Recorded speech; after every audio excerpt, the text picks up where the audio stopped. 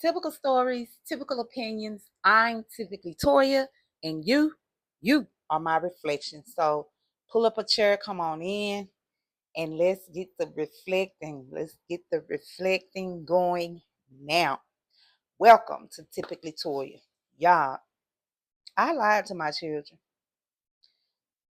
That's not something I would easily divulge, but just let me be the first to confess right here on this channel. I lied to my children not once, not twice, but for years.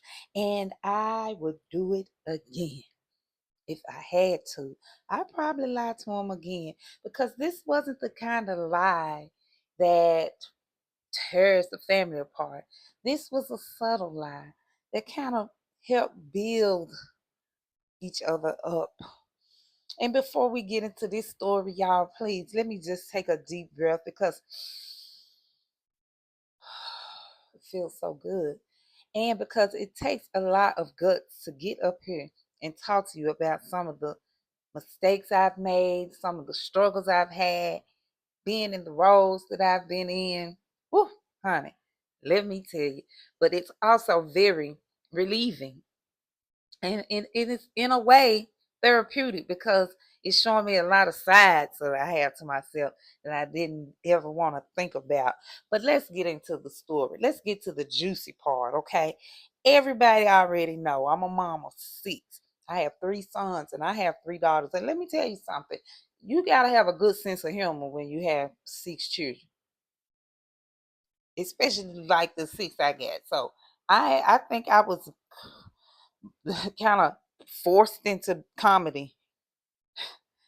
I'm forced to be a comedian to salvage the lives of myself and my husband and my children. And baby, it ain't no easy job. But let me just explain to you what I did and why I lied about what I lied about. See, every last one of my children come with different instruction manuals, okay?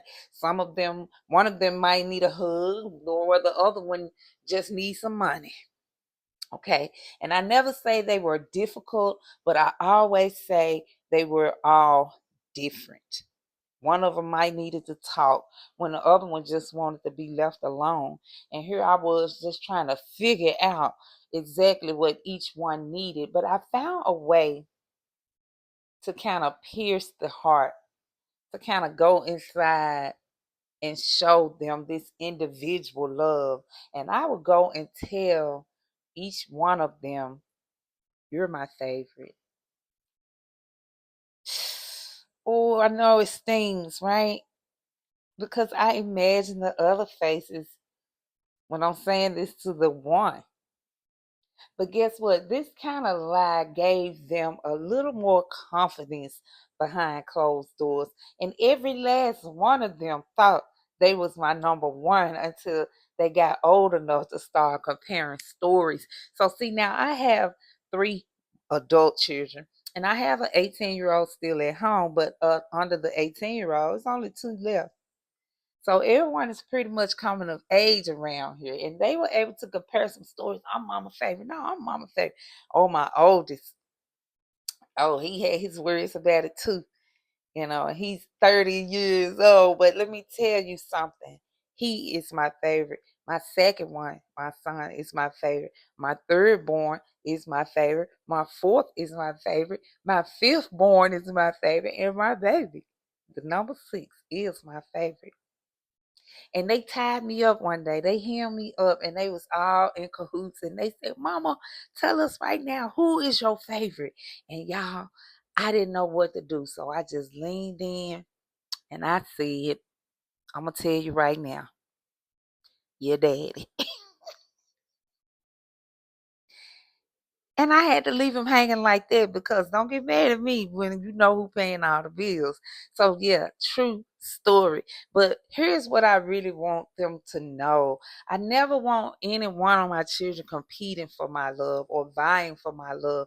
I want them to feel safe in it, resting in it, knowing that there are going to be days where I might not always show up as my best, but they better know and believe I'm going to give them all the energy and attention I can give them at any given time. And see, every child needs to feel that somebody is there to correct them or uphold them. Children do crave discipline, whether you believe that or not.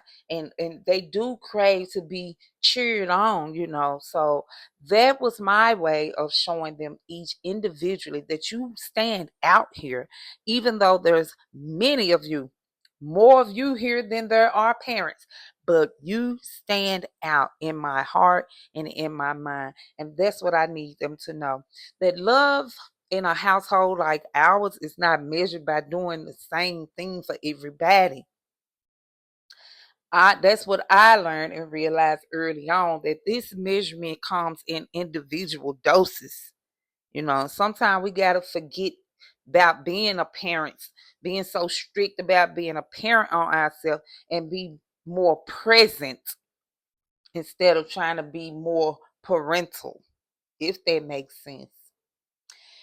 Okay, so now that we've gotten through the juicy part, I want to know your thoughts on this. Have you ever lied to your children and said something so dramatic like this to them that you're afraid that it might even scar one of them?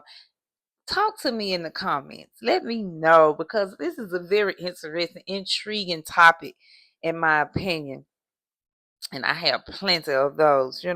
But I need to say something to my children before I close. And you can use this too, because I'm going to be using the little spoken word to just clarify some feelings that I have for each one of my children individually. Okay. If I ever called you by your sibling's name, just know you are my favorite.